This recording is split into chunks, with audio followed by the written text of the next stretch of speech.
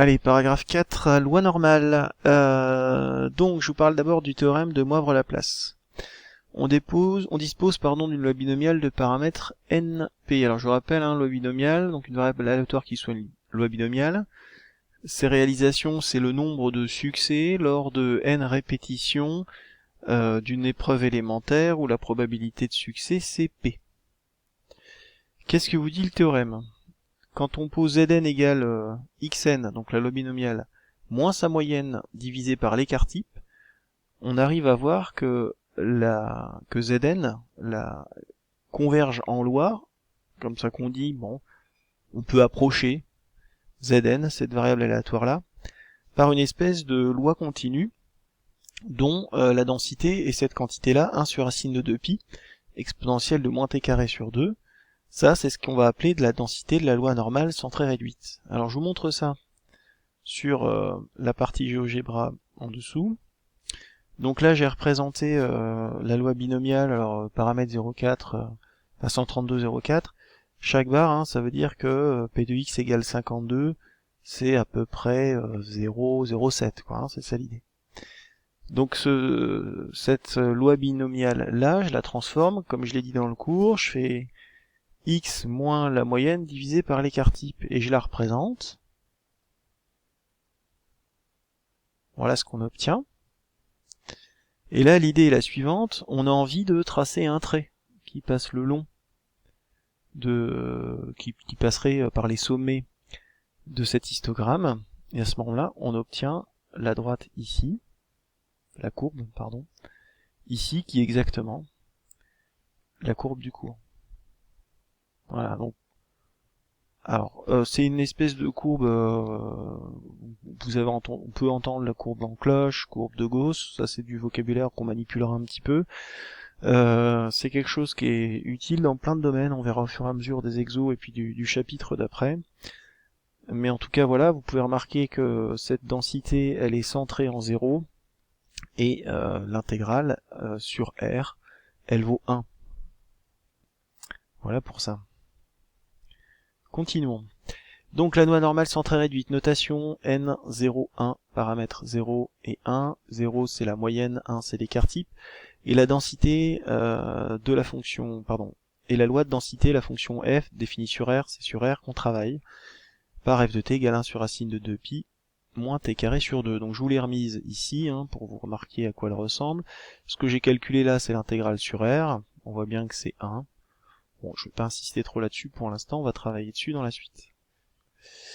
En pratique, on considère que cette approximation d'une loi binomiale par une loi normale est admissible, on va dire, quand les données vérifient les trois conditions suivantes. Il faut que n soit suffisamment grand, n doit dépasser 30, il faut que n fois p dépasse 5, et il faut que n fois 1 moins p dépasse 5 aussi.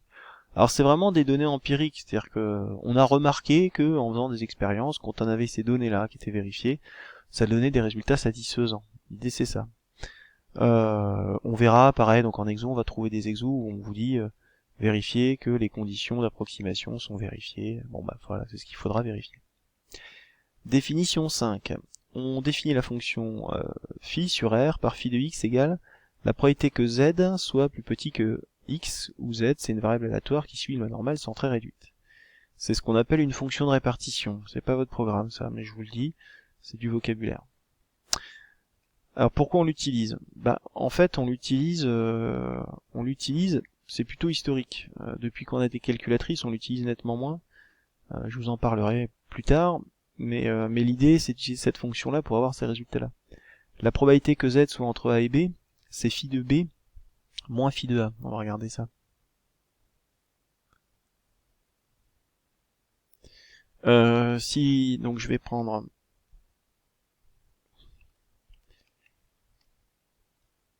par exemple, si je fais la probabilité d'être entre moins 1 et puis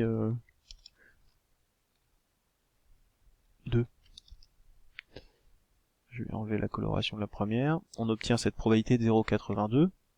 Et donc le cours vous dit que c'est censé être la probabilité d'être en dessous de 2 moins la probabilité d'être en dessous de moins 1.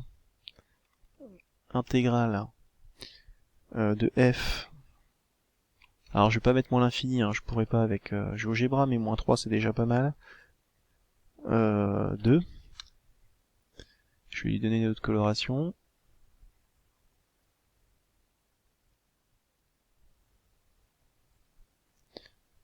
Une autre intégrale encore.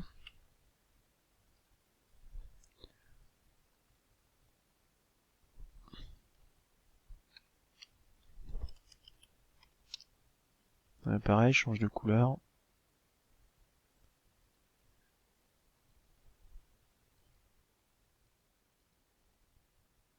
Voilà.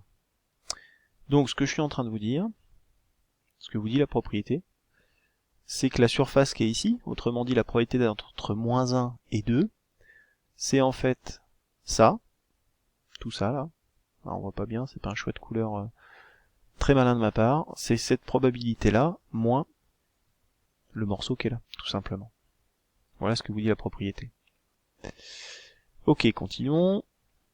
Ici, la probabilité, enfin, phi de moins a, c'est 1 moins phi de a. Alors, même remarque, hein, on va regarder.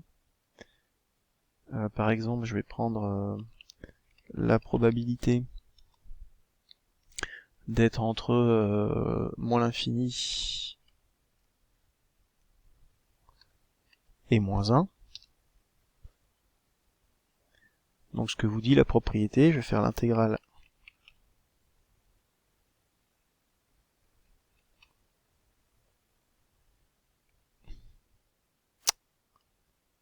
pardon. Hop.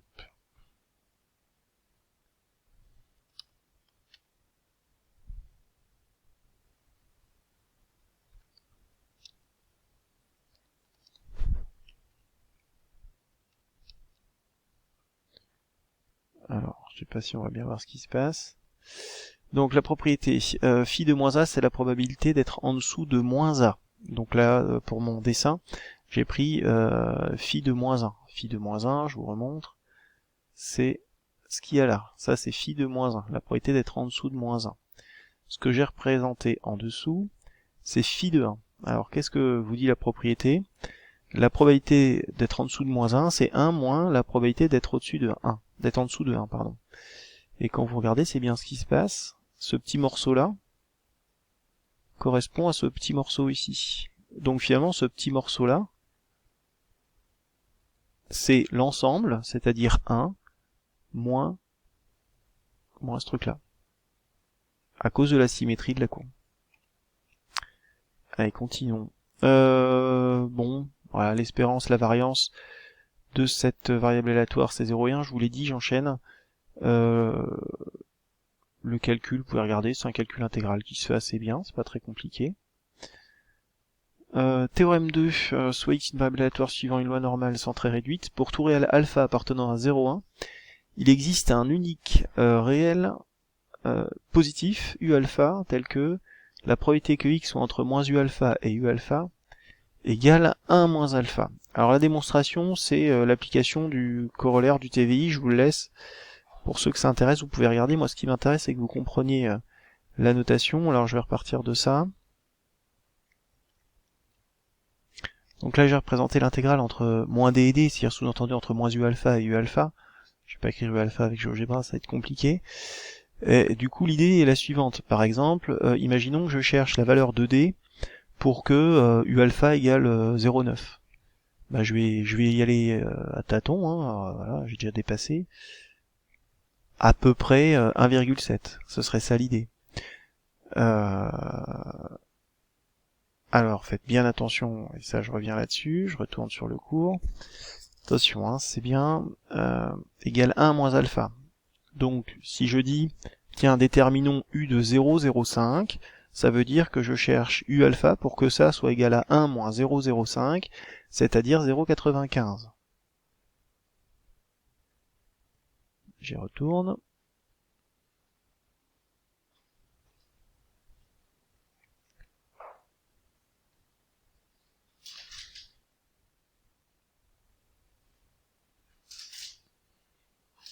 Voilà, je vais un peu loin. Bon, je vais avoir du mal à y arriver, mais voilà, je suis à 0,94. 5,85, alors on verra dans le cours après que c'est 5,96. Mais voilà l'idée, donc votre U alpha, c'est bien les valeurs qui sont, moins U alpha il est là, et U alpha il est ici. Je vous montrerai après comment on fait à la calculatrice pour le déterminer. Ok, donc là, deux valeurs à connaître, U005, U001, alors c'est normalement des valeurs à connaître. Alors on s'arrête pour cette vidéo là, la prochaine ça sera sur l'usage de la calculatrice et la loi normale, et puis ensuite on continuera sur le cours.